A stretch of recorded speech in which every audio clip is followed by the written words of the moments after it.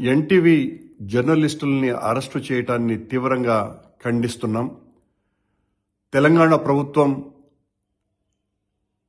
NTV జర్నలిస్టుల్ని arrest చేయటం వెనుక కుట్ర దాగి ఉన్నది. ప్రజాస్వామ్యాన్ని బలి చేస్తున్నది అన్నటువంటి అర్థాన్ని సమాజానికి సందేశంగా ఇస్తున్నట్టుగా ఉన్నది. వాళ్ల గురువు చంద్రబాబు నాయుడిని ఆదర్శంగా తీసుకొని పాలన చేస్తున్నట్టుగా ఉన్నది.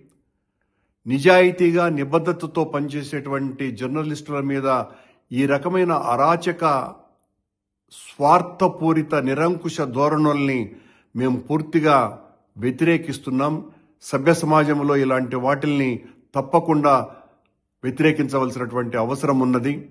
ఇది ప్రజాస్వామ్య వ్యవస్థలో దగుల్బాజీ పరాకాష్ట అని చెప్పవలసి వస్తుంది. ఉన్నంతలో ఈ రోజున్నటువంటి వర్తమాన పరిస్థితులలో ఎన్టీవీ అన్నది ఎంతో నిష్పాక్షికంగా, నిజాయితీగా, నిర్భయంగా ప్రజాస్వామ్య గొంతుకను వినిపిస్తున్నటువంటి ఛానల్గా అందరి మన్ననల్ని పొందుతున్నటువంటి విషయం కూడా అందరికీ తెలిసిందే.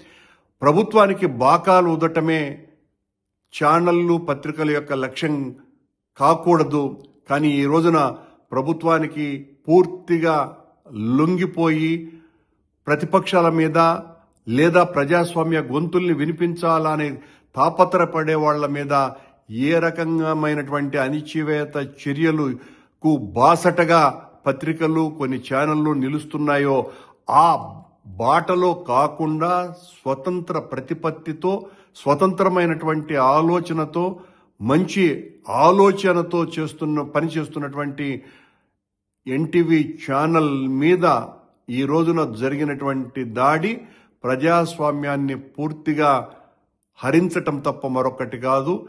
ఎమర్జెన్సీలో కూడా ఈ రకమైనటువంటి దాడులు జరగలేదు అని చెప్పడంలో ఏమాత్రం కూడా అతిశయోక్తి లేదు. మేము పూర్తిగా ఎన్టీవీ జర్నలిస్టులను అరెస్టు చేయటాన్ని ఖండిస్తూ ఇలాంటివి మంచి పద్ధతులు కావు అని హెచ్చరిస్తున్నాం.